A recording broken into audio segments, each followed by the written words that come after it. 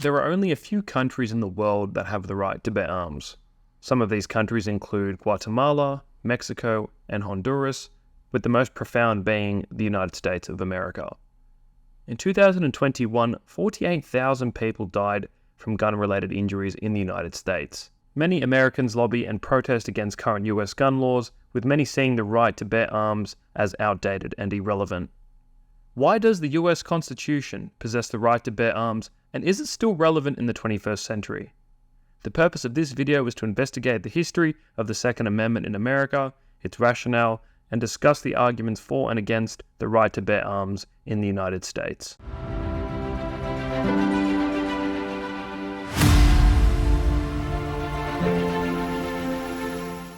Let's begin by looking at the history of the United States and the Second Amendment.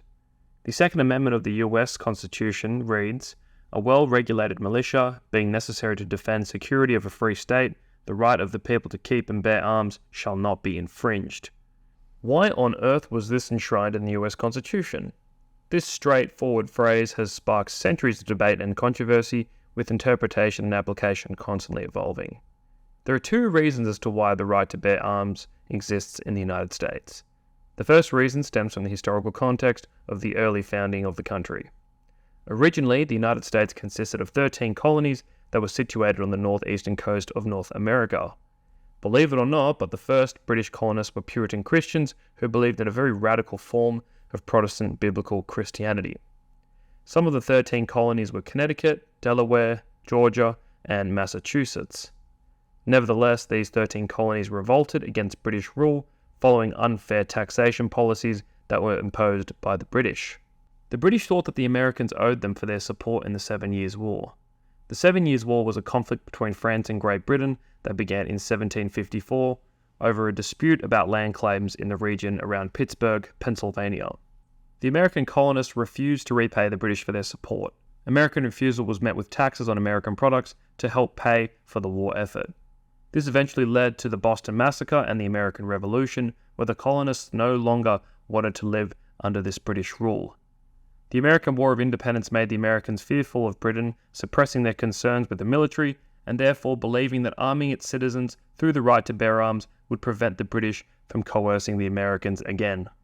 The second reason why the right to bear arms exists is that it was meant to leave citizens with the ability to defend themselves against unlawful violence. Such threats might come from usurpers of government power, but they might also come from criminals who the government is unwilling or unable to control. The Founding Fathers felt that citizens should be able to protect themselves against the government and any threat or well-being to their personal freedom. The Second Amendment granted citizens that right, giving them the ability to defend themselves and their property. So now we know why the right to bear arms exists in the United States, and now let's look at the current political picture in the country. In the United States today, the right to bear arms is justified to protect intruders from entering a citizen's home. There is still weight to the argument that US citizens should be armed to protect themselves from their own government. After all, it was dictators like Adolf Hitler and Joseph Stalin that took the weapons away from their citizens and were able to take control of their entire country quite easily. However, allowing the citizens of a country to possess firearms does come at a massive cost.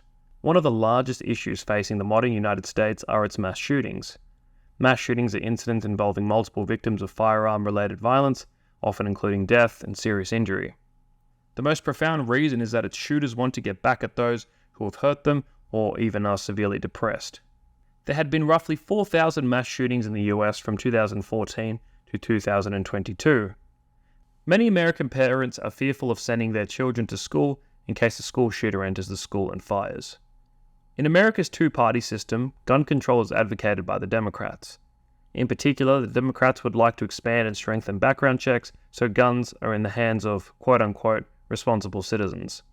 This is the rationale of the movement Ban Idiots, Not Guns, which implies that guns are not inherently bad, but rather the people that use them and get their hands on them. After all, if a gun is left on a table and no one touches it, it cannot do any harm. It can only do harm when someone gets their hands on the weapon. However, allowing wide-scale access to these weapons means that people with mental health issues are able to misuse these weapons. However, the Democrats have actively tried to regulate the use of assault weapons after several shootings in the United States. While the Democrat Party does not think that the right to bear arms should be totally eradicated, this group recognizes the need for increased gun regulation. Republicans, on the right side of politics, see a big issue with gun control, claiming that it would infringe on the freedoms and rights of American citizens to protect themselves from intruders and their own government. This has been the view of popular American radio host Alex Jones and others that sit on America's political right. It's important to remember that when the right to bear arms was created in the United States Constitution, firearms were less advanced than modern weapons we see today.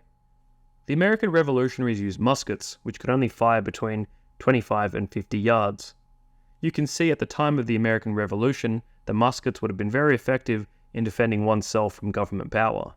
There were no tanks, aircraft, and aircraft carriers that could totally control and subjugate a country's population. A technologically advanced country during the late 1700s and early 1800s would have had muskets too, and maybe even some cannons on a battleship. The point here is that weapons have significantly developed since the time of the American Revolution, so treating the right to bear arms in the early United States to the modern United States is quite unreasonable. I mean, if the US government really wanted to take control of the continent, it probably could with its advanced missile systems. This supports the view that the right to bear arms should be seen in a 21st century context. There may have been some resistance from the US citizens, but the power imbalance would be far in favour of the US government. I think it's fair to say that whether the citizens are armed or not, mass government takeover would be easy for the US government.